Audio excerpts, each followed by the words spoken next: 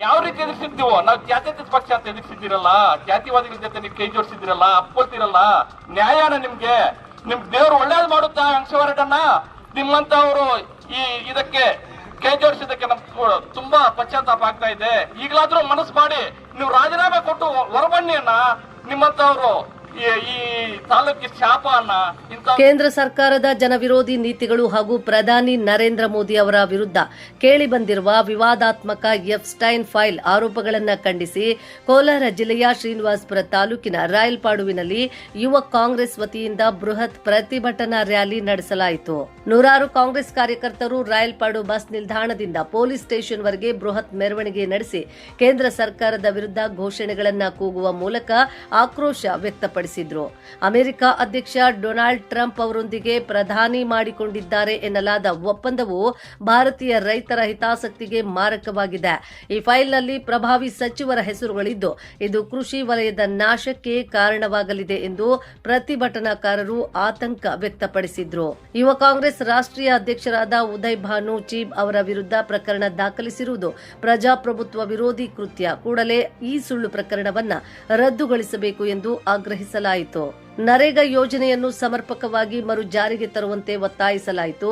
ಪ್ರತಿಭಟನೆಯಲ್ಲಿ ಭಾಗವಹಿಸಿ ಮಾತನಾಡಿದ ಕೆಪಿಸಿಸಿ ಸದಸ್ಯ ಸಂಜಯ್ ರೆಡ್ಡಿ ಬಿಜೆಪಿ ಸರ್ಕಾರದ ವಿರುದ್ಧ ತೀವ್ರ ವಾಗ್ದಾಳಿ ನಡೆಸಿದ್ರು. ದೇಶದ ಶಿಕ್ಷಣ, ಆರೋಗ್ಯ ಮತ್ತು ವೈಜ್ಞಾನಿಕ ಪ್ರಗತಿಗೆ ಕಾಂಗ್ರೆಸ್ ಭದ್ರ ಬುನಾದಿ ಹಾಕಿದೆ. ಆದರೆ ಬಿಜೆಪಿ ಆ ಬುನಾದಿಯ ಮೇಲೆ ಗೋಡೆ ಕಟ್ಟಿ ತಾವೇ ಮಾಡಿದ್ದು ಎಂದು ಬೆನ್ನು ತಟ್ಟಿಕೊಳ್ಳುತ್ತಿದೆ. ಇಂದು ಸರ್ಕಾರಿ ಸಂಸ್ಥೆಗಳನ್ನು ಖಾಸಗಿಯವರಿಗೆ ಮಾರಾಟ ಮಾಡುತ್ತಿರುವ ಬಿಜೆಪಿ ಮುಂದೊಂದು ದಿನ ದೇಶವನ್ನೇ ಮಾರಾಟ ಮಾಡಬಹುದು ಎಂದು ಲೇವಡಿ ಮಾಡಿದ್ರು. ಪ್ರಶ್ನೆ ಮಾಡಿದ್ರೆ ಸಿಬಿಐ ಇಡಿ ದಾಳಿ ಮಾಡಿಸುವುದು ಪ್ರಜಾಪ್ರಭುತ್ವವೇ? ನಿಮ್ಮ ಆಡಳಿತ ನೋಡಿದರೆ ಉತ್ತರ ಕೊರಿಯಾದ ಸರ್ವಾಧಿಕಾರಿ ಕಿಮ್ ಜೋಂಗ್ ಉನ್ ನೆನಪಿಗೆ ಬರುತ್ತಾರೆ ಎಂದು ಅವರು ಕಿಡಿಕಾರಿದ್ರು. ಸ್ಥಳೀಯ ಜೆಡಿಎಸ್ ಶಾಸಕ ವೆಂಕಟ ಶಿವಾರೆಡ್ಡಿ ಅವರ ನಡೆಗೆ ಆಕ್ಷೇಪ ವ್ಯಕ್ತಪಡಿಸಿದ ಸಂಜಯ್ ರೆಡ್ಡಿ ಜೆಡಿಎಸ್ನಿಂದ ಗೆದ್ದು ಈಗ ಜಾತಿವಾದಿ ಬಿಜೆಪಿ ಜೊತೆ ಕೈ ಜೋಡಿಸಿರುವುದು ನಾಚಿಕೆಗೇಡು. ದಲಿತರು ಮತ್ತು ಅಲ್ಪಸಂಖ್ಯಾತರ ಮೇಲೆ ಗೌರವವಿದ್ರೆ ಕೂಡಲೇ ಶಾಸಕ ಸ್ಥಾನಕ್ಕೆ ರಾಜೀನಾಮೆ ನೀಡಿ ಎಂದು ಸವಾಲು ಹಾಕಿದ್ರು. ಬಹಳಷ್ಟು ಜನ ಮೋದಿ ಹಂಗೆ ಹಿಂಗೆ ಅಂತ ಹೇಳ್ಬಿಟ್ಟು ಬಹಳಷ್ಟು ಜನರು ಕಥೆಗಳನ್ನ ಕಟ್ಟಿ ಮೋದಿ ಬಿಟ್ರೆ ದೇಶ ಇಲ್ಲ ಅಂತ ಹೇಳಿ ಮಾತಾಡ್ತಾ ಇದ್ದಾರೆ. ಆದ್ರೆ ಮೋದಿ ಬಿಟ್ರೆ ದೇಶ ಇಲ್ಲವ ಅನ್ನೋಂತ ಕೆಲವೊಂದು ಉದಾಹರಣೆಗಳನ್ನ ನಾನು ನಿಮ್ಮ ಮುಂದೆ ಅವರ ಅಸಲಿ ಮುಖವಾಡವನ್ನ ಬಿಚ್ಚಿಡ್ಲಿಕ್ಕೆ ಪ್ರಯತ್ನ ಮಾಡ್ತೀನಿ. ಯಾಕೆ ಇವತ್ತು ಯೂತ್ ಕಾಂಗ್ರೆಸ್ ಈ ಪ್ರತಿಭಟನೆಯನ್ನ ರಾಯಲ್ಪಾಡ್ನಲ್ಲಿ ಹಮ್ಮಿಕೊಂಡಿದೆ ಅಂತ ನೋಡಿ.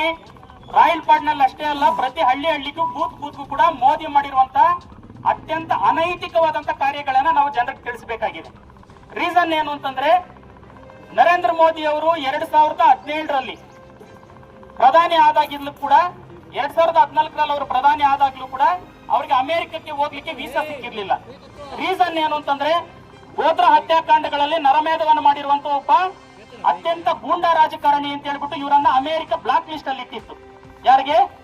ಮೋದಿಗೆ. ಆಗ ನರೇಂದ್ರ ಮೋದಿಗೆ ಅಮೆರಿಕಕ್ಕೆ ಪ್ರವಾಸಕ್ಕೆ ಅವಕಾಶ ಸಿಕ್ಕಿಲ್ಲ ಅಂತ ಹೇಳ್ಬಿಟ್ಟು ಅವರು ಬಹಳಷ್ಟು ನೊಂದ್ಕೊಂಡಿರ್ತಾರೆ. ಯಾಕೆಂದ್ರೆ ಮೋದಿ ಇವತ್ತು ಅಮೆರಿಕಕ್ಕೆ ಹೋಗ್ಬೇಕಾಗಿರೋದು ಭಾರತ ದೇಶದ ಜನರ ಪರವಾಗಲ್ಲ, ಬದಲಿಗೆ ಮೋದಿಯನ್ನು ಗೆಲ್ಲಿಸಿರುವಂತವ್ರು ಯಾರು ಅಂತ ಹೇಳಿ ನಮ್ಗೆ ಇಡೀ ದೇಶಕ್ಕೆ ಗೊತ್ತಾಗಿದೆ. ಯಾರು ಅಂತಂದ್ರೆ ಅಂಬಾನಿ, ಅದಾನಿ, ಇಂತಹ ದೊಡ್ಡ ದೊಡ್ಡ ಕಾರ್ಪೊರೇಟ್ ಕಂಪನಿಗಳು. ಆ ಕಾರ್ಪೊರೇಟ್ ಕಂಪನಿಗಳಿಗೆ ಲಾಭ ಮಾಡ್ಕೊಡ್ಬೇಕು, ಅವ್ರಿಗೆ ವ್ಯಾಪಾರ ಒಪ್ಪಂದ ಮಾಡ್ಕೊಡ್ಬೇಕು ಅಂದ್ರೆ ಮೋದಿ ಸರ್ಕಾರದ ಆಡಳಿತವನ್ನು ಅವರು ದುರ್ಬಳಕೆ ಮಾಡ್ಕೋಬೇಕು. ಅದಕ್ಕೆ ಏನ್ ಮಾಡ್ತಾರೆ ಪ್ಲಾನ್ ಅಂತಂದ್ರೆ, 2017 ಜುಲೈ 6ನೇ ತಾರೀಕು ಒಬ್ಬ ಎಪ್ಸ್ಟೀನ್ ಅಂತ ಹೇಳ್ಬಿಟ್ಟು ಅವನ ಹೆಸರು ಇಲ್ಲಿ ನಮ್ಮ ಪೋಸ್ಟ್ ಇಟ್ಕೊಂಡಿದ್ದೀನಿ.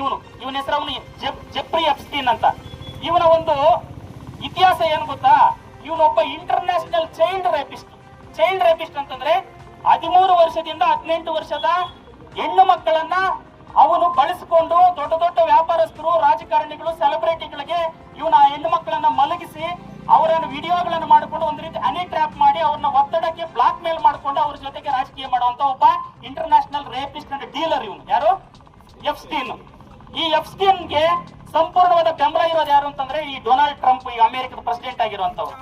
ಡೊನಾಲ್ಡ್ ಟ್ರಂಪ್ ಮೇಲೇನು ಕೂಡ 22 ಜನ ಅಪ್ರಾಪ್ತ ಹೆಣ್ಣು ಮಕ್ಕಳನ್ನ ಅತ್ಯಾಚಾರ ಮಾಡಿ ಕೊಲೆ ಮಾಡಿರುವಂತ ಆರೋಪ ಇವತ್ತು ಯೂತ್ ಮೇಲೆ ಇದೆ. ಯಾರ ಮೇಲೆ?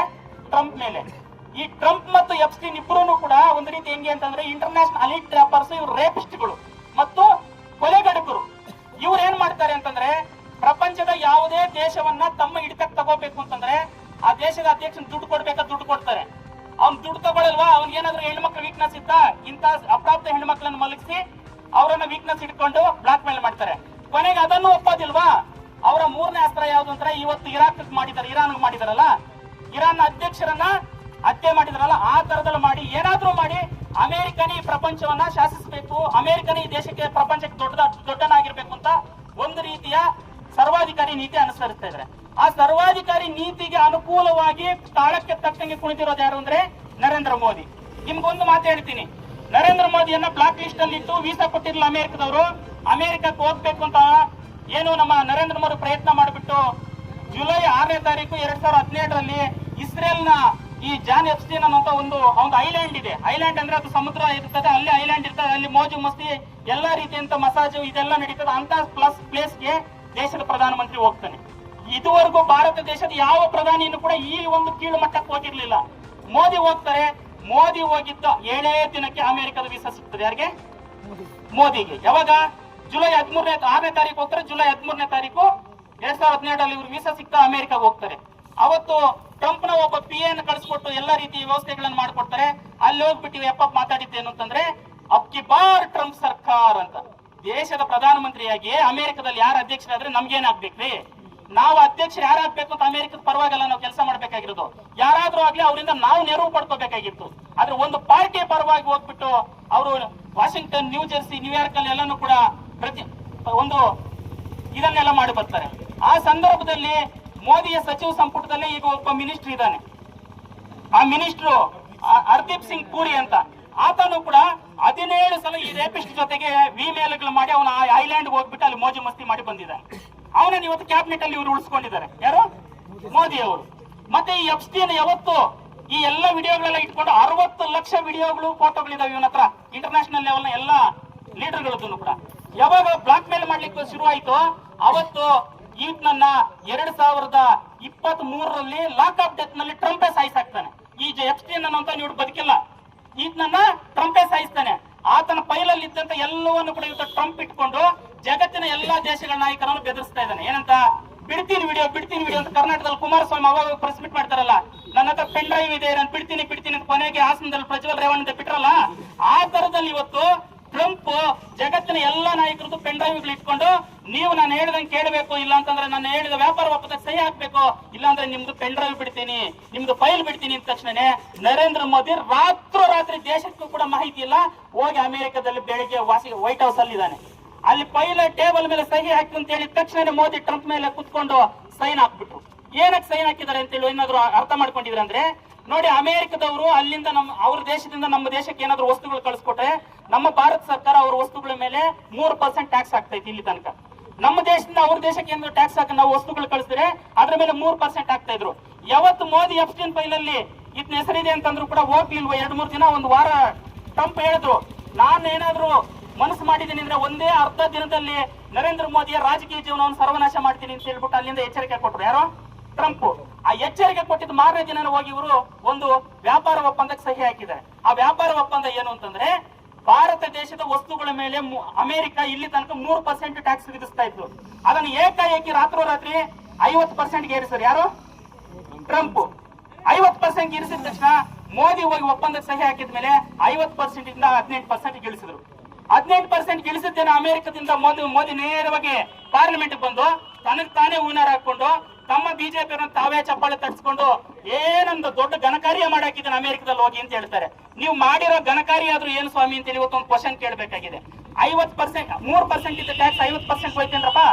50 ಇದ್ದಿದ್ದು ಎಷ್ಟು ಬಂತು? 18ಕ್ಕೆ ಬಂತು. 50ರಲ್ಲಿ 18ಕ್ಕೆ ಬಂದ್ರೆ ಮೊದಲಿದ್ದಿದ್ದು ಎಷ್ಟು? 3%. ಇನ್ನು 15% ಟ್ಯಾಕ್ಸ್ ಜಾಸ್ತಿ ಹಾಕಿದ್ದಾರೆ. ಎಂತ ಕೂಲಿನಲ್ಲಿ ಮಾಡೋರ್ಗೂ ಈ ಲೆಕ್ಕ ಅರ್ಥ ಆಗ್ತದೆ, ಆದ್ರೆ ಈ ಮುಟ್ಟಾಳ ಬಿಜೆಪಿ ಅವ್ರಿಗೆ ಮಾತ್ರ ಅರ್ಥ ಆಗಲ್ಲ.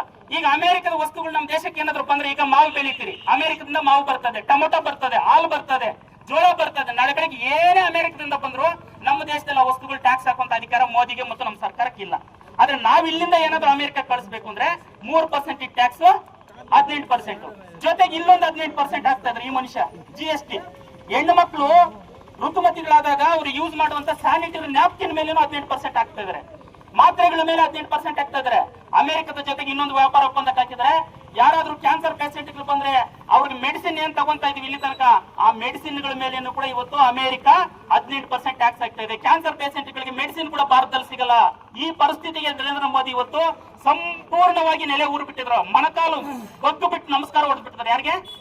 ಟ್ರಂಪ್ಗೆ. ಟ್ರಂಪ್ ಅದಕ್ಕೆ ನಮ್ಮ ರಾಹುಲ್ ಗಾಂಧಿ ಪಾರ್ಲಿಮೆಂಟ್ ಅಲ್ಲಿ ಒಂದು ಕ್ವಶನ್ ಕೇಳಿದ್ರು, ಅಪ್ಪ ಭಾರತ ದೇಶವನ್ನ ನಡೆಸ್ತಾ ಇರುವಂತದ್ದು ಮೋದಿನ ಅಥವಾ ಟ್ರಂಪ್? ನಾವು ಯಾವ ದೇಶದಿಂದ ಏನ್ ಕೊಂಡ್ಕೋಬೇಕು, ಎಷ್ಟು ಕೊಂಡ್ಕೋಬೇಕು ಅಂತ ತೀರ್ಮಾನ ಮಾಡುವಂತದ್ದು ನಮ್ಮ ಸರ್ಕಾರನ ಅಥವಾ ಟ್ರಂಪ್ ತೀರ್ಮಾನ ಮಾಡ್ಬೇಕಾ? ಇವತ್ತು ನಮ್ಮ ಭಾರತ ದೇಶವನ್ನ ಕಂಟ್ರೋಲ್ ಮಾಡ್ತಾ ಇರುವಂತದ್ದು, ತೀರ್ಮಾನ ಮಾಡ್ತಾರೆ ಯಾರು ಅಂದ್ರೆ ಟ್ರಂಪ್ ಮಾಡ್ತಾ ಇದ್ದಾರೆ. ಇದನ್ನ ಕ್ವಶನ್ ಮಾಡ್ತಾ ಇರುವಂತದ್ದು ನಮ್ಮ ನಾಯಕ ರಾಹುಲ್ ಗಾಂಧಿ ಅವರು.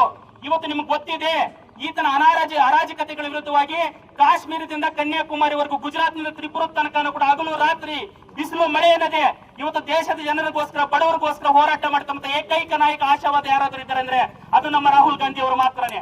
ಅಂತ ರಾಹುಲ್ ಗಾಂಧಿ ಅವರನ್ನ ಪಾರ್ಲಿಮೆಂಟ್ ಗೆ ಬರ್ದಂಗೆ ಅವರ ಮೇಲೆ ಹಕ್ಕುಚ್ಯುತಿ ಮಂಡನೆ ಮಾಡ್ತೀವಿ ಅಂತ ಹೇಳಿ ಬಿಜೆಪಿ ಹೋದ್ರು. ಮಾರನೇ ದಿನ ಅದನ್ನು ವಾಪಸ್ ತಗೊಂಡ್ರು. ಇದುವರೆಗೂ ಒಂದು ಪ್ರೆಸ್ ಮೀಟ್ ಮಾಡ್ಲಿಕ್ಕೆ ಆಗಿಲ್ಲ.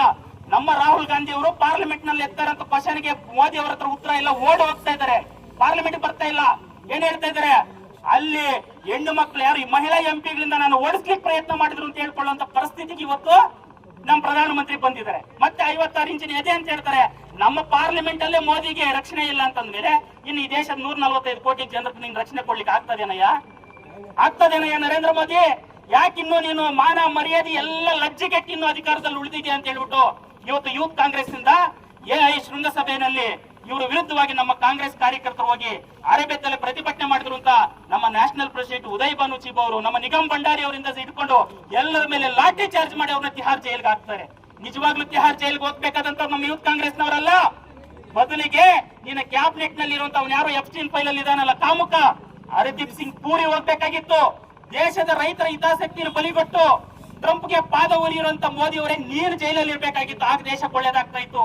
ದೇಶಕ್ಕೋಸ್ಕರ ಹೋರಾಟ ಮಾಡ್ತಾ ರಾಹುಲ್ ಗಾಂಧಿಯನ್ನು ಪಾರ್ಲಿಮೆಂಟ್ ಬರ್ದಂಗ್ ಮಾಡ್ತೀರಿ, ನಮ್ಮ ಎಂಪಿಗಳು ಸಸ್ಪೆಂಡ್ ಮಾಡ್ತೀರಿ, ನಾವು ಕ್ವಶನ್ ಕೇಳಿದ್ರೆ ಆನ್ಸರ್ ಹೇಳಲ್ಲ, ಓಡಿ ಹೋಗ್ತೀರಿ, ಇನ್ನೊಂದು ಕಡೆ ಹೋರಾಟ ಮಾಡಿದ್ರೆ ಜೈಲ್ಗೆ ಹಾಕ್ತೀರಿ ಅಂತಂದ್ರೆ ನೀವು ಯಾವ ಹಿಟ್ಲರ್ಗಿಂತ ಕಡಿಮೆ ಇದ್ದೀರಿ?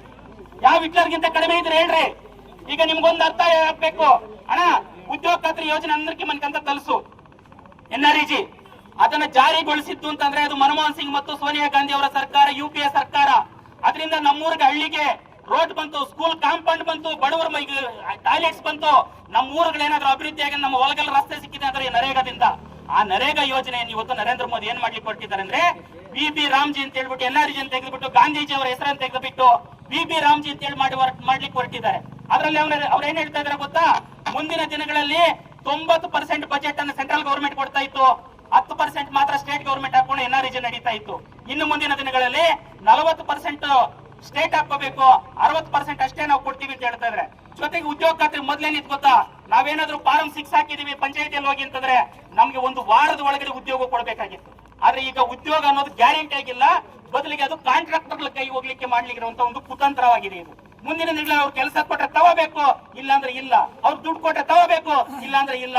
ಕರ್ನಾಟಕ ಸ್ಟೇಟ್ ಗವರ್ಮೆಂಟ್ ಪ್ರತಿ ವರ್ಷನೂ ಕೂಡ GST ಎಲ್ಲದ್ರ ಮೂಲಕ ನಾವು 100 ರೂಪಾಯಿ ಟ್ಯಾಕ್ಸ್ ಕಟ್ಟಿದ್ರೆ ನಮ್ಗೆ ವಾಪಸ್ ಬರ್ತಾ ಇರೋದು ಕೇವಲ 18% ಅನ್ನ 18 ರೂಪಾಯಿ ಬರ್ತಾ ಇದೆ. ಇನ್ನು 88% ರೂಪಾಯಿ ನಮ್ಮ ದುಡ್ಡು ಉತ್ತರ ಪ್ರದೇಶ, ಮಧ್ಯಪ್ರದೇಶ, ಗುಜರಾತ್, ಬಿಹಾರಗಳಿಗೆ ಇವತ್ತು ಕಳಿಸ್ತಾ ಇದ್ದಾರೆ. ನಮ್ಮ ಕರ್ನಾಟಕಕ್ಕೆ ಈಗಾಗಲೇ ಮೋಸ ನಡೀತಾ ಇದೆ. ಇಂತದನ್ನು ಪ್ರಶ್ನೆ ಮಾಡ್ಲಿಕ್ಕೆ ನಮ್ಮ ಬೊಬ್ಳುಪುಳಿಯಾದಂತ ರಮೇಶ್ ಕುಮಾರ್ ಅವರು ಇವತ್ತು ವಿಧಾನಸಭೆಯಲ್ಲಿ ಇರಬೇಕಾಗಿತ್ತು. ನಮ್ಮ ದುರಾದೃಷ್ಟ ಶ್ರೀನಿವಾಸಪುರ ಜನರು ಈಗಲೂ ಅರ್ಥ ಮಾಡ್ಕೊಳ್ಳಿ. ಇಲ್ಲಿನ ಶಾಸಕರಾಗಿರುವಂತರ ವೆಂಕಟ ಶಿವರೆಡ್ಡಿ ಅವರ ಮನೆ ಒಂದು ಕೋರ್ಟ್ ಅಲ್ಲಿ ಒಂದು ಇದಾಕಿದ್ರು, ಏನಂತ, ನನ್ನ ಕಾನ್ಸ್ಟಿಟ್ಯೂನ್ಸಿಗೆ ಅನುದಾನ ಕೊಡ್ತಾ ಇಲ್ಲ ಅಂತ. ಯಾಕೆ ಸ್ವಾಮಿ ಅನುದಾನ ಇವತ್ತು ರಾಜ್ಯ ಸರ್ಕಾರ ಕೊಡ್ತಾ ಇಲ್ಲ ನೀವು ಹೇಳ್ತಿರಲ್ಲ? ಇಲ್ಲಿ ಕೋಲಾರದಲ್ಲಿ ನಿಮ್ಮ MP ಗೆಲ್ಲಿಸಿದ ಮಲ್ಲೇಶ್ ಅವರನ್ನ ನಿಮ್ಮ ಅಣ್ಣ ಕುಮಾರಣ್ಣನಿಗೆ ಸೆಂಟ್ರಲ್ ಅಲ್ಲಿ ಮಿನಿಸ್ಟರ್ ನಾವು ಮಾಡಿದೀವಿ. ನೀವು ಕೇಂದ್ರ ಸರ್ಕಾರ ಕೊಡ್ಬೇಕಾದ್ರೆ ನಮ್ಮ ತೆರಿಗೆ ಹಣವನ್ನ ನೀವ್ ಯಾಕೆ ಹೇಳ್ತಾ ಇಲ್ಲ? ಯಾರು ನಮ್ಮ ಮಿಸ್ಟರ್ ವೆಂಕಟ ಶಿವರೆಡ್ಡಿ ಅಣ್ಣವರೇ, ನಿಮ್ಗೆ ಏನಾದ್ರೂ ಕೂಡ ಸ್ವಲ್ಪನಾದ್ರೂ ನೈತಿಕತೆ ಇದೆಯಾ? ಇವತ್ತೇನಾದ್ರೂ ನಿಜವಾಗ್ಲೂ ಹೇಳ್ತಾ ಇದೀನಿ, ಈ ರಾಜ್ಯ ಸರ್ಕಾರದಲ್ಲಿ ರಮೇಶ್ ಕುಮಾರ್ ಸಾಹೇಬ್ರು ಏನಾದ್ರು MLA ಆಗಿದ್ದಿದ್ರೆ ಅವ್ರು ಖಂಡಿತವಾಗಿ ಈ ಸರ್ಕಾರದ ಮುಖ್ಯ ಸ್ಥಾನದಲ್ಲಿ ಇರ್ತಾ ಇದ್ರು, ಸಚಿವರಾಗಿರ್ತಾ ಇದ್ರು. ಈ ಶ್ರೀನಿವಾಸಪುರ ತಾಲೂಕಿನ ಸಮಗ್ರವಾದ ಸರ್ವತೋಮುಖ ಅಭಿವೃದ್ಧಿ ಆಗ್ತಾ ಇತ್ತು. ಇವತ್ತು ಶ್ರೀನಿವಾಸಪುರದ ಜನರಿಗೆ ನಿಜವಾಗ್ಲೂ ಕೂಡ ನಾನು ಅರ್ಥ ಮಾಡಿಸ್ಲಿಕ್ಕೆ ಹೇಳ್ತೀನಿ, ನಿಜವಾಗ್ಲೂ ಕೂಡ ನೀವು ರಮೇಶ್ ಕುಮಾರ್ ಅವರನ್ನ ಸೋಲಿಸಿರುವಂತದ್ದು, ಬದಲಿಗೆ ನೀವೇ ಸೋತಿದ್ದೀರಿ. 20-25 ವರ್ಷಗಳ ಕಾಲ ಒಂದು ಅಭಿವೃದ್ಧಿ ಅನ್ನುವಂತ ಶ್ರೀನಿವಾಸಪುರ ತಾಲೂಕಿನಲ್ಲಿ ರಮೇಶ್ ಕುಮಾರ್ ಅವರ ಸೋಲಿನಿಂದ ಹಿಂದಕ್ಕೆ ಹೋಗಿದೆ. ಇನ್ನಾದ್ರೂ ಕೂಡ ನೀವು ಅರ್ಥ ಮಾಡ್ಕೊಳ್ಳಿ. ದಯಮಾಡಿ ಶ್ರೀನಿವಾಸಪುರ ತಾಲೂಕಿಗೆ ಇವತ್ತು ರಮೇಶ್ ಕುಮಾರ್ ಅವರ ಅಗತ್ಯತೆ ತುಂಬಾನೇ ಇದೆ. ಈ ತಾಲೂಕಿನಲ್ಲಿ ಇವತ್ತು ಅರಣ್ಯ ರೈತರ ಪರವಾಗಿ, ಮಾವ ರೈತರ ಪರವಾಗಿ ಇವತ್ತು ಮತ್ತೆ ಬೀದಿಗಿಳಿದು ಹೋರಾಟ ಮಾಡ್ತಾರಂತ ಅದೇ ರಮೇಶ್ ಕುಮಾರ್ ಮತ್ತು ಕಾಂಗ್ರೆಸ್ ಪಕ್ಷ ಅನ್ನೋದು ನಾವು ಅರ್ಥ ಮಾಡ್ಕೋಬೇಕಾಗಿದೆ. ಜೊತೆಗೆ ನಾನು ಒಂದು ಮಾತು ಹೇಳ್ತೀನಿ, ಶ್ರೀನಿವಾಸಪುರಕ್ಕೆ ರೈಲ್ವೆ ಕೋಚ್ ಫ್ಯಾಕ್ಟರಿ ಬಂತನ ಎಲ್ದೂರ್ ಹತ್ರ, ಅದನ್ನ ರದ್ದುಪಡಿಸಿದವ್ರು ಯಾರಪ್ಪ? ಇದೇ ಮುನಿಸ್ವಾಮಿ ಮತ್ತು ನಿಮ್ ಬಿಜೆಪಿನವರು. ಯಾರು ತಂದಿದ್ದ ಅದನ್ನ? ನಮ್ಮ ಕಾಂಗ್ರೆಸ್ ಸರ್ಕಾರ. ಈಗ ಸೆಂಟ್ರಲ್ ಕೈಗಾರಿಕಾ ಸಚಿವ ನಿಮ್ದೇ ಕುಮಾರಣ್ಣ ಇದಾರಲ್ಲಪ್ಪ, ಶ್ರೀನಿವಾಸಪುರ ಒಂದು ಇಂಡಸ್ಟ್ರಿ ತರ್ಲಿಕ್ಕೆ ಆಗ್ತದೆ. ನಮ್ಮ ವೆಂಕಟೇಶ್ವರ ಚಾಲೆಂಜ್ ಆಗ್ತೀವಿ ನಾವು ಓಪನ್ ಆಗಿ. ನಿಮ್ದು ಏನಾದ್ರೂ ಅಭಿವೃದ್ಧಿ ಇದ್ರೆ ಅಭಿವೃದ್ಧಿ ವಿಚಾರದಲ್ಲಿ ಮಾತಾಡಿ. ಅದು ಬಿಟ್ಬಿಟ್ಟು ರಮೇಶ್ ಕುಮಾರ್ ಸಾಹೇಬ್ರ ವಿರುದ್ಧ ಇಲ್ಲ ಸಲ್ಲದ ಆರೋಪಗಳು ಮಾಡಿಕೊಂಡು ಅವ್ರೇನೋ ಇದು ಮಾಡಿದ್ದಾರೆ ಅದೇನೋ ಮಾಡಿದ್ದಾರೆ ಅಂದ್ರೆ, ರಮೇಶ್ ಕುಮಾರ್ ಸಾಹೇಬ್ರು ಯಾವತ್ತೂ ಕೂಡ ಅವರ ಸ್ವಂತಕ್ಕೋಸ್ಕರ ಏನು ಮಾಡಿಲ್ಲ. ಜನರ ಪರವಾಗಿ, ಜನರಿಗೋಸ್ಕರ ನಿರಂತರವಾಗಿ ಅಲ್ಲಿರಲು ಕೂಡ ಅವರು ಶ್ರಮಿಸ್ತಾ ಇರುವಂತವ್ರು. ಅಂತ ನಾಯಕರ ವಿರುದ್ಧ ಇಲ್ಲ ಸಲ್ಲ ಆರೋಪಗಳನ್ನು ಮಾಡೋದನ್ನ ಬಿಡಬೇಕು ಅನ್ನೋದು ಕೂಡ ನಾವು ಯೂತ್ ಕಾಂಗ್ರೆಸ್ ನಾಯಕರ ಪರವಾಗಿ ಇವತ್ತು ಎಚ್ಚರಿಕೆಯನ್ನು ಕೊಡ್ತಾ ಇದೀವಿ. ಅದ್ರ ಜೊತೆಗೆ ಇವತ್ತು ಈ ಬಿಜೆಪಿ ಮತ್ತು ಕಾಂಗ್ರೆಸ್ಗೆ ಯಾವುದೇ ರೀತಿಯಂತ ವ್ಯತ್ಯಾಸ ಸರ್, ಬಿಜೆಪಿ ಮತ್ತು ಜೆಡಿಎಸ್ ವ್ಯತ್ಯಾಸ ಇಲ್ಲ. ನಿಮ್ಗೆಲ್ಲ ಗೊತ್ತಿದೆ, ಜಾತ್ಯತೀತ ಜನತಾದಳ ಅವ್ರ ಹೆಸರಲ್ಲೇ ಸೆಕ್ಯುಲರ್ ಅಂತಿದೆ. ಏನಂತ ಸೆಕ್ಯುಲರ್ ಅಂದ್ರೆ ಏನು? ಅವ್ರು ಯಾವುದೇ ಜಾತಿ ಧರ್ಮಕ್ಕೆ ಸಂಬಂಧಪಡ್ತಿದ್ರು. ಆದ್ರೆ ಏನು ಇವತ್ತಾಗಿರೋದು ಅಂದ್ರೆ, ಇವತ್ತು ಎಲ್ಲ ಕಡೆಗಳಲ್ಲಿ ಜೆಡಿಎಸ್ ನವರ ಹೆಗಲ ಮೇಲೆ ಹಸಿರು ಬಾವುಟ, ಹಸಿರು ಶಾಲು ಇಲ್ಲ ಅಣ್ಣ. ಈಗ ಎಲ್ಲ ಕೇಸರಿ ಶಾಲೆಗಳು ಹಾಕ್ಬಿಟ್ಟು ಆ ಮುನಿಸ್ವಾಮಿ ಬಂದು ಇವ್ರನ್ನೆಲ್ಲ ಗುಲ್ಲೆಬ್ಬಿಸ್ಬಿಟ್ಟು ಎಲ್ಲ ಕಡೆಯಲ್ಲಿ ಹಿಂದೂ ಸಮಾಜೋತ್ಸವ ಮಾಡ್ಕೊಂಡು ಬಿಜೆಪಿಯನ್ನು ಬಲಪಡಿಸ್ಕೊಂತ ಇದ್ದಾರೆ. ಇವ್ರಿಗೆ ಅದು ಕೂಡ ಅರ್ಥ ಆಗ್ತಾ ಇಲ್ಲ, ಇವ್ರ ಕನಿಷ್ಠ ಪಕ್ಷ. ಆದ್ರಿಂದ ಇವತ್ತೇನಾದ್ರೂ ಕೂಡ ಆಗ್ಬೇಕು ಅಂತಂದ್ರೆ ಈ ತಾಲೂಕಿನಲ್ಲಿ, ದೇಶದಲ್ಲಿ, ರಾಜ್ಯದಲ್ಲಿ, ಜಿಲ್ಲೆಯಲ್ಲಿ ಇವತ್ತು ಕಾಂಗ್ರೆಸ್ ಪಕ್ಷದಿಂದ ಮಾತ್ರನೇ ಈ ದೇಶದ ಅಭಿವೃದ್ಧಿ ಸಾಧ್ಯ ಅಂತ ಹೇಳ್ಬಿಟ್ಟು ಅದನ್ನ ಅರ್ಥ ಮಾಡಿಸ್ಬೇಕು ಅಂತ ಹೇಳ್ಬಿಟ್ಟು ಈ ಒಂದು ಪ್ರತಿಭಟನೆಯನ್ನು ನಾವು ಹಮ್ಮಿಕೊಂಡಿರುವಂತದ್ದು. ಆ ನಿಟ್ಟಿನಲ್ಲಿ ಮಾತಾಡ್ಲಿಕ್ಕೆ ಅವಕಾಶ ಮಾಡಿಕೊಟ್ಟ ನಿಮ್ಮೆಲ್ಲರಿಗೂ ಒಂದು ಪಾರ್ಟಿಗೆ ಈ ದಿನ ಶ್ರೀನಿವಾಸಪುರ ತಾಲೂಕಿನಲ್ಲಿ ಯೂತ್ ಕಾಂಗ್ರೆಸ್ ವತಿಯಿಂದ ಏನು ನಮ್ಮ ಬಿಜೆಪಿ ಮೋದಿ ವಿರುದ್ಧವಾಗಿ ಪ್ರತಿಭಟನೆಯನ್ನು ಮಾಡ್ತಾ ಇದ್ದಾರೆ. ಇದಕ್ಕೆ ಆಗಮಿಸಿದಂತ ಜಿಲ್ಲಾ ಅಧ್ಯಕ್ಷರು ಬಂದಿದ್ದಾರೆ, ಮತ್ತೆ ಎಲ್ಲ ಪದಾಧಿಕಾರಿಗಳು ಬಂದಿದ್ದಾರೆ, ಮತ್ತೆ ತಾಲೂಕಿನ ಅಧ್ಯಕ್ಷರಾದ ಮನು, ಮತ್ತೆ ರಾಯಲ್ಕೋಡ್ ಅಧ್ಯಕ್ಷರಾದ ಪ್ರಶಾಂತ್ ರೆಡ್ಡಿ ಮತ್ತು ಎಲ್ದೂರು ಬ್ಲಾಕ್ ಅಧ್ಯಕ್ಷರಾದ ಮುರಳಿ ಅವರೇ ಮತ್ತು ಎಲ್ಲ ಕಾರ್ಯಕರ್ತರೇ, ಎಲ್ಲ ರಮೇಶ್ ಕುಮಾರ್ ಪ್ರಿಯ ಅಭಿಮಾನಿಗಳೇ, ಈ ದಿವಸ ಏನು ನಾವು ಬಿಜೆಪಿ ಸರ್ಕಾರ ನಾವು ಒಂದೇ ಅವ್ರನ್ನ ಕೇಳ್ತಾ ಇರೋದು, ಮೋದಿ ಅವ್ರನ್ನ SC ST ಕಡತಗಳು ಯಾಕೆ ನೀವು ಮರೆಮಾಚ್ತಾ ಇದ್ದೀರಾ, ಅದ್ರ ಬಗ್ಗೆ ನಾವು ಉತ್ತರ ಕೊಡ್ಬೇಕು. ಕೊಟ್ರೆ ನಾವು ಅದಕ್ಕೆ ಸಮಾಧಾನ. ಅದು ಯಾಕೆ ಮಜ್ ಮಾಡ್ತಾ ಇದ್ರೆ ನೀವು ತಪ್ಪು ಮಾಡಿದ್ರೆ ಅಂತ ಅರ್ಥ. ಅದನ್ನ ನೀವು ಬಿಂಬಿಸ್ತಾ ಇದ್ದೀರ, ನಾವು ತಪ್ಪು ಮಾಡಿಲ್ಲ ಅಂತ ಹೇಳಿತ್ತು. ನಿಮ್ಮ ಕರೆಕ್ಟಾಗಿ ನೀವಿದ್ರೆ ಅದನ್ನ ತೋರಿಸಿ, ಅದನ್ನ ಬಿಟ್ಟು ನೀವು ಮರುಮಾಚಿ ಅದ್ರ ಬಗ್ಗೆ ಚಕಾರ ಎತ್ತಿಲ್ಲ, ಇದು ಖಂಡನೀಯ. ಅದೇ ರೀತಿ ನಮ್ಮ ಯೂತ್ ಕಾಂಗ್ರೆಸ್ನ ಉದಯ್ ಅವ್ರನ್ನ ಏನ್ ನೀವು ಮುಗ್ದಮೆ ಹಾಕಿ ಅರೆಸ್ಟ್ ಮಾಡಿದಿರೋ ಅವ್ರು ಈಗಲೇ ನೀವು ಬಿಡುಗಡೆ ಮಾಡಬೇಕು. ಮತ್ತೆ ಅವ್ರ ಮೇಲೆ ಏನೋ ಪ್ರಕರಣ ಆಗಿದೆ ಅದನ್ನ ರದ್ದು ಮಾಡ್ಬೇಕಂತೇಳಿ ಮನವಿ ಮಾಡ್ತೀವಿ. ಇಲ್ಲ ಅಂದ್ರೆ ಮುಂದಿನ ದಿನಗಳಲ್ಲಿ ಹೆಚ್ಚಿನ ಹೋರಾಟ ಹಮ್ಮಿಕೊಳ್ಬೇಕಾಗ್ತದೆ. ಮೋದಿ ಅವರೇ, ನೀವು ಯಾವ ಸ್ಟೇಟ್ ಅಲ್ಲಿ ಕಾಂಗ್ರೆಸ್ ಸ್ವಲ್ಪ ಇಂಪ್ರೂವ್ಮೆಂಟ್ ಆಗುತ್ತೆ ಆ ಸ್ಟೇಟ್ಗೆ ನೀವು ಇಡಿ ಮತ್ತು IT ಕಳಿಸ್ತೀರಾ, ಅವ್ರ ಮೇಲೆ ಕೇಸ್ಗಳು ಹಾಕ್ತೀರಾ, ನೀವು ಅದರ ಮೇಲೆ ದಬ್ಬಾಳಿಕೆ ಮಾಡಿ ಹಿಟ್ಲರ್ ತನವನ್ನು ತೋರಿಸ್ತಾ ಇದ್ದೀರಾ. ಹಿಟ್ಲರ್ಗೂ ನಿಮ್ಗೆ ಏನು ಡಿಫ್ರೆನ್ಸ್ ಇಲ್ಲ ಅಂತ ಹೇಳಕ್ ಇಷ್ಟಪಡ್ತೀನಿ. ಅದೇ ರೀತಿ ನಮ್ಮ ಕರ್ನಾಟಕದಲ್ಲಿ ನಮ್ಮ ಸಿದ್ದರಾಮಯ್ಯ ಮೇಲೆ ಮೂಡಿ ಹಗರಣ ಅಂತ ಹೇಳ್ತೀರಾ. ಇವಾಗ ಏನಾಯ್ತು ತನಿಖೆಯಲ್ಲಿ, ಏನಾಯ್ತು ಹೇಳಿ? ನೀವು ಅದನ್ನ ಮಾಡ್ತೀರಾ. ಅವ್ರು ಜಗ್ಗೋದಿಲ್ಲ, ಅವ್ರು ಹೌದು ಹುಲಿಯ, ಯಾವುದೇ ಕಾರಣಕ್ಕೂ ಅವ್ರು ಜಗ್ಗೋದಿಲ್ಲ. ಅದೇ ನಮ್ಮ ಕನಕಪುರ ಬಂಡೆ ಮೇಲೆ ಇಡಿ ಕಳಿಸ್ತೀರಾ, IT ಕಳಿಸ್ತೀರಾ, ಜೈಲಿಗೆ ಕಳಿಸ್ತೀರಾ, ಅದು ಯಾವ್ದು ಅವರು ಜಗ್ಗೋದಿಲ್ಲ, ನಿಮ್ಮನ್ನಂತೂ ಬಿಡೋದಿಲ್ಲ. ಈ ಏನಾದ್ರೂ ನಿಮ್ಮ ವಿರುದ್ಧವಾಗಿ ದನಿ ಎತ್ತಬೇಕಾದ್ರೆ ಸಿದ್ದರಾಮಯ್ಯ ಮತ್ತು DK ಅವರಿಗೆ ಮಾತ್ರ ಸಾಧ್ಯ ಅಂತ ಹೇಳ್ತಾ, ಕಾಂಗ್ರೆಸ್ ಪಾರ್ಟಿಯಲ್ಲಿ ಇನ್ನ ನಾವು ಬದುಕಿದೀವಿ ಅಂತ ತೋರ್ಸಕ್ಕೆ ನಾವೆಲ್ಲರೂ ಇದೀವಿ. ಯಾಕಂದ್ರೆ ನೀವು 70 ವರ್ಷದಿಂದ ಏನ್ ಮಾಡಿದ್ರು ಅಂತ ಹೇಳ್ತೀರಲ್ಲ, 70 ವರ್ಷದಿಂದ ನೀವು ಎಲ್ಲಿದ್ರಿ ಹೇಳಿ? ನೀವು ಜನರ ಪರವಾಗಿ ನಾವು ಉಗ್ರ ಹೋರಾಟ ಮಾಡಿ, ಗಾಂಧೀಜಿ ಆಗ್ಬೋದು, ನೆಹರು ಆಗ್ಬೋದು, ನೆಹರು ಅವರು ಜೈಲಲ್ಲಿ ಇದ್ರು. ನೀವು ಯಾವ ಜೈಲಲ್ಲಿ ಇದ್ರಿ ಹೇಳಿ? ನೀವು ಬಂದು ಇನ್ನ ನಮ್ಮ ಗಾಂಧೀಜಿಯನ್ನ ನೀವು ಸುಟ್ಟು ಸಾಯಿಸ್ಬಿಟ್ಟು ಈಗ ನಾವು ದೇಶ ಉದ್ಧಾರ ಮಾಡ್ತೀವಿ ಅಂತ ಹೇಳ್ತಾ ಇದ್ರಲ್ಲ, ಇದು ನಿಮ್ ನ್ಯಾಯನಾ? ನಿಮಗೆ ಮಾನಮರ ಇದೆಯಾ ಅಂತ ಹೇಳ್ತಾ ಮೋದಿ ಅವರಿಗೆ ಎಚ್ಚರಿಕೆ ಕೊಡ್ತಾ ಇದ್ದೀನಿ. ಈಗ ನೀವು ಬರೀ ಅಂಬಾನಿ ಮೋದಿ ಇಟ್ಕೊಂಡು ನೀವು ಕೆಲಸ ಮಾಡ್ತಾ ಇದ್ದೀರಾ. ಮುಂದೆ ರೈತರನ್ನೆಲ್ಲ ನೀವು ಕೆಳಮಟ್ಟ ಕೀಳಿಸ್ತಾ ಇದ್ದೀರಾ. ರೈತರ ವಸ್ತುಗಳಿಗೆ ಬೆಲೆ ಇಲ್ಲ, ಬೆಳೆ ನಿಗದಿ ಮಾಡಬೇಕು. ರೈತರು ಬೆಳೆದಂತ ಬೆಲೆ ಫಿಕ್ಸ್ ಮಾಡಿದಾಗ ನೀವು ನಿಜವಾದ ರೈತ ಪಕ್ಷ ಅಂತ ಹೇಳಕ್ಕೆ ನಾವು ನಂಬ್ತೇವೆ. ಅದು ಬಿಟ್ಟು ನೀವು ಶೋ ಕೊಟ್ಕೊಂಡು ದಿನಕ್ಕೆ 10 ಲಕ್ಷದ ಶೂಟ್ ಹಾಕೊಂಡು ಬರೀ ಮೋದಿ ಅಂಬಾನಿ ಅಂದ್ಕೊಂಡ್ರೆ ಕೆಲಸ ಆಗಲ್ಲ. ನೀವು ಖಂಡಿತವಾಗಿ ಈ ಪ್ರಧಾನಿ ಲಾಯಕ್ಕಿಲ್ಲ, ನೀವು ರಾಜೀನಾಮೆ ಕೊಡ್ಬೇಕಂತ ಹೇಳ್ತಾ ನಮ್ಮ ಯೂತ್ ಕಾಂಗ್ರೆಸ್ ಇವತ್ತು ಏನು ಪ್ರತಿಭಟನೆ ಹಮ್ಮಿಕೊಂಡಿದೆ ಮುಂದಿನ ದಿನಗಳಲ್ಲಿ ಇನ್ನ ಹೆಚ್ಚಿನ ರೀತಿಯಲ್ಲಿ ನೀವು ಹಮ್ಮಿಕೊಂಡು ಒಳ್ಳೆ ಇದು ಮಾಡ್ಬೇಕಂತ ಹೇಳಿ ಹೇಳ್ತಾ ಜೈ ಹಿಂದ್ ಜೈ ಕರ್ನಾಟಕ. ಅದನ್ನು ನಾವು ಕಾಂಗ್ರೆಸ್ ಪಕ್ಷದ ವತಿಯಿಂದ ತೀವ್ರವಾಗಿ ಖಂಡನೆ ಮಾಡ್ತೇವೆ. ಇವತ್ತು ಏನ್ ನರೇಂದ್ರ ಮೋದಿ ಅವರು ಬಿಜೆಪಿ ಯಾವಾಗ ಉದಯ ಆಗಿದ್ದು, ಸ್ವಾತಂತ್ರ್ಯ ಪೂರ್ವದಲ್ಲಿ, ಸ್ವತಂತ್ರ ನಂತರ ಈ ಭಾರತ ದೇಶಕ್ಕೆ ಎಲ್ಲ ಒಂದು ಕಾನೂನು ಇರ್ಬೋದು, ಇಲ್ಲಾಂದ್ರೆ ವೈಜ್ಞಾನಿಕವಾದ ಇರ್ಬೋದು, ಒಂದು ಆಸ್ಪತ್ರೆ ಸೌಲಭ್ಯ ಇರ್ಬೋದು, ಎಲ್ಲ ಕೂಡ ಭಾರತ ದೇಶಕ್ಕೆ ಕೊಡುಗೆ ನೀಡಿದ್ದು ಕಾಂಗ್ರೆಸ್ ಪಕ್ಷ. ಅಡಿಪಾಯ ಹಾಕಿದ್ಮೇಲೆ ಗೋಡೆ ಕಟ್ತಾರೆ, ಮತ್ತೆ ಮೋಲ್ಡ್ ಹಾಕೋದು, ಕಲ್ಚಪ್ಪೆ ಎತ್ತೋದು ನಡೆಯುತ್ತೆ. ಇವ್ರು ಅದ್ರ ಮೇಲೆ ಮಾಡಿ ಕಟ್ಬಿಟ್ಟು ನಾವು ಮಾಡಿ ಕಟ್ಟಿದೀವಿ ಅಂತಾರೆ.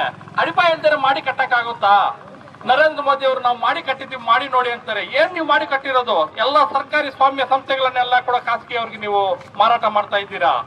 ಇವತ್ತು ನಿಮ್ಮ ಸರ್ಕಾರ ಶೋಚನೀಯ ಸ್ಥಿತಿಯಲ್ಲಿದೆ. ಅದನ್ನು ನಾವು ಪ್ರತಿಭಟನೆ ಮಾಡಿದ್ರೆ ನಮ್ಮ ಸಂವಿಧಾನದಲ್ಲಿ ನಮ್ಮ ಹಕ್ಕನ್ನು ನೀವು ಕಿತ್ತೊಯ್ಯೋದಕ್ಕೆ, ನಮ್ಮನ್ನು ಜೈಲಿನಲ್ಲಿ ಇಡೋದಕ್ಕೆ ನೀವು ಎಲ್ಲ ಒಂದು ಕಾನೂನು ವ್ಯವಸ್ಥೆ ಮಾಡ್ತಾ ಇದ್ದೀರಾ. ಮುಂದಿನ ದಿನಗಳಲ್ಲಿ ನೀವು ಏನು ನಮ್ಮ ಭಾರತ ದೇಶವನ್ನು ಕೂಡ ಇನ್ನೊಂದು ರಾಷ್ಟ್ರಕ್ಕೆ ನೀವು ಮಾರಾಟ ಮಾಡಿದ್ರೆ ನಾವು ಏನು ಸಂಶಯ ಪಡುವಂತ ಸಮಯ ಏನು ಆಲೋಚನೆ ಮಾಡ್ಬೇಕಾಗಿಲ್ಲ. ಯಾಕಂದ್ರೆ ಅದು ಹತ್ತಿರದಲ್ಲೇ ಇದೆ. ಎಲ್ಲ ಸರ್ಕಾರಿ ಸ್ವಾಮ್ಯ ಆದ್ಮೇಲೆ ಮತ್ತೆ ದೇಶನೇ ಮಾರಾಟ ಮಾಡ್ತೀರಾ ನೀವು.